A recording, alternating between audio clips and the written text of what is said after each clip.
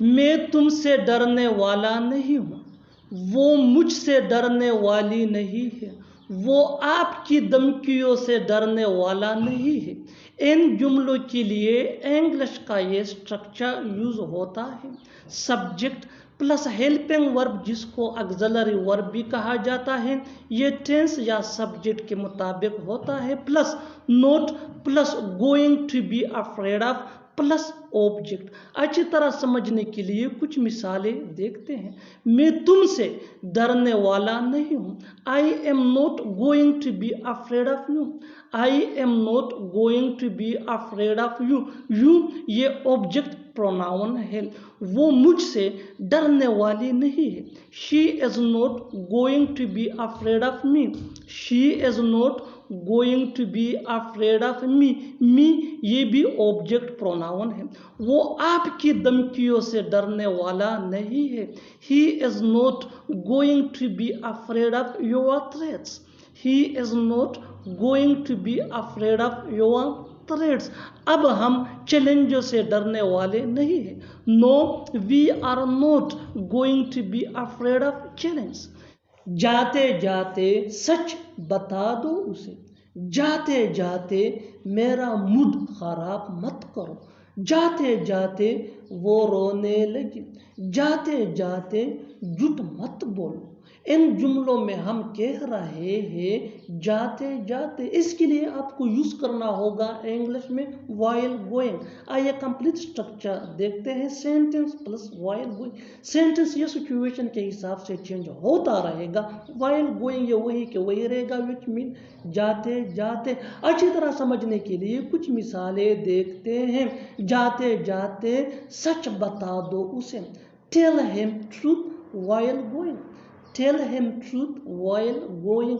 Tell him truth ये situation के हिसाब से सेंटेंस है, विच मीन सच बता दो उसे। व्हाइल गोइंग मीन जाते जाते। टेल मीन बताना। हिम ये ऑब्जेक्ट प्रोनाउन है, विच मीन उसे। ट्रूथ मीन सच। बिल्कुल फार्मूले को हमने स्टेप बाय स्टेप फॉलो किया। Next example for better understanding. जाते जाते मेरा मूड खराब मत करो। Don't spoil my mind while going. Don't spoil my mind while going. बिल्कुल फार्मूले को हमने स्टेप बाय स्टेप फॉलो किया। अब भी इस फार्मूले के बेस पे ऐसे जुमले सीख सकते हैं अंग्रेजी जुबान में आसानी से। Next example for better understanding. जाते जाते वो रोने लगी।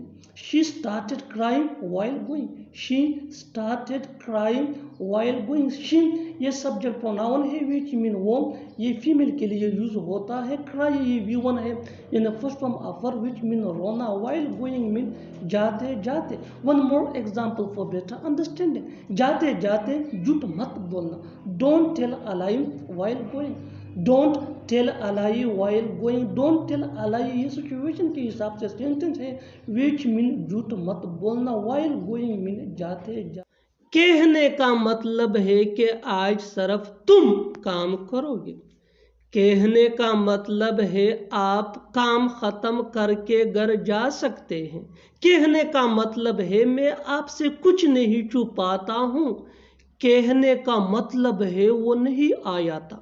इन जुमलों में हम कह रहे हैं कहने का मतलब है, इसके लिए आपको यूज करना होगा इंग्लिश में दैट्स टू से। दैट्स टू से मीन कहने का मतलब है। आइए कंप्लीट स्ट्रक्चर देखते हैं। दैट्स टू से प्लस सेंटेंस। सेंटेंस ये सिचुएशन के हिसाब से होगा और दैट्स टू से ये वही के वही रहेगा, विच मीन कहने का मतलब है। दैट्स ये दैट इसका शॉर्ट फॉर्म है, कंस्ट्रक्शन है। अच्छी तरह समझने के लिए कुछ मिसालें देखते हैं। कहने का मतलब है कि आज सिर्फ तुम काम करोगे। That's to say only you will work today. That's to say only you will work today. That's to say mean कहने का मतलब है। ओनली मीन सिर्फ, यू मीन तुम, वर्क काम करना, टुडे आज। दैट्स ये दैट इसका शॉर्ट फॉर्म है। Next example for better understanding. कहने का मतलब है आप काम खत्म करके घर जा सकते हैं। That's to say you can go home after completing work. That's to say you can go home after completing work. That's to say mean कहने का मतलब है यू, ये सब्जेक्ट प्रोनाउन है, विच मीन तुम। कैन ये मोडाल ऑक्सिलरी वर्ब है जो प्रेजेंट एबिलिटी या पॉसिबिलिटी को शो करता है। गो ये V1 है यानी first form of verb which mean जाना, होम मीन घर। Next example for better understanding, अच्छी तरह समझने के लिए एक और मिसाल देखते हैं। कहने का मतलब है मैं आपसे कुछ नहीं छुपाता हूँ। That's to say I hide nothing from you.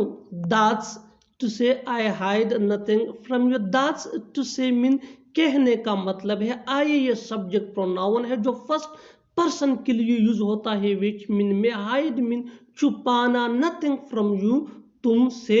Next example for better understanding, कहने का मतलब है वो नहीं आया था। That's to say he didn't come.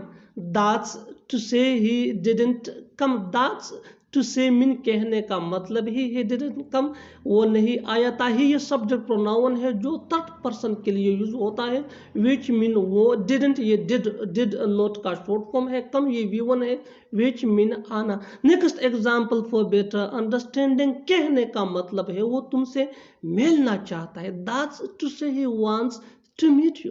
That's to say he wants to meet you. He ये सब्जेक्ट प्रोनाउन है जो थर्ड पर्सन के लिए यूज होता है, विच मीन वो जो मेल को रिप्रेजेंट करता है, जिसको हम मेल के लिए यूज करते हैं। मुज़क्कर के लिए वांट्स मीन चाहना, मीट ये V1 है, विच मीन मिलना। Next example for better understanding, कहने का मकसद है वो पढ़ रही है। कहने का मकसद है वो पढ़ रही है। That's to say she is studying.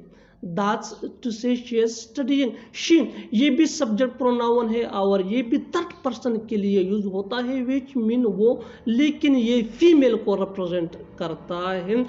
ऐसा बोल रहा था जैसा कि वो लीडर हो। ऐसा पढ़ाता है जैसा कि वो उस्ताद हो। ऐसा लगता है जैसा कि वो सब कुछ जानती हो।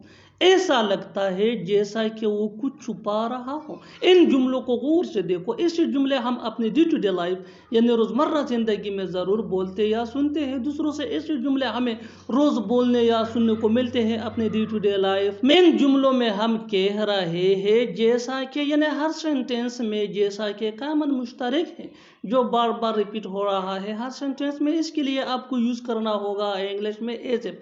एज इफ मीन जैसा कि। आइए कंप्लीट स्ट्रक्चर देखते हैं। Let me explain sentence plus as if plus sentence, यही वो फार्मूला है जिसकी मदद से आप भी सीख सकते हैं ऐसे जुमले अंग्रेजी जुबान में आसानी से। That can be really helpful for you. आगे डिटेल से समझाता हूँ मिसालों से या some example for better understanding. So make sure to watch this video till to end. इस वीडियो को स्किप मत करना। अच्छी तरह समझने के लिए इस वीडियो को एंड तक जरूर देखना। ऐसा बोल रहा था जैसा कि वो लीडर हो। He was speaking as if he were a leader. He was speaking as if he were a leader। बिल्कुल फार्मूले को हमने फॉलो किया। नेक्स्ट एग्जांपल को बेटर अंडरस्टैंडिंग, ऐसा पढ़ाता है जैसा कि वो उस्ताद हो। He teaches as if he were a teacher। He teaches as if he were a teacher। ऐसा लगता है जैसा कि वो सब कुछ जानती हो। It seems as if she knows everything। It seems as if she knows everything। One more example for better understanding, ऐसा लगता है जैसा कि वो कुछ छुपा रहा हो। It seems as if he hiding something। It seems as if he hiding something। और आखिर में ये सेंटेंस आपके लिए कमेंट सेक्शन में इसका जवाब ज़रूर देना। ऐसा बोलता है जैसा कि बहुत अमीर हो। ऐसा बोलता है जैसा कि वो बहुत अमीर हो। Subscribe to English page for more advance English sentence structure. Thanks.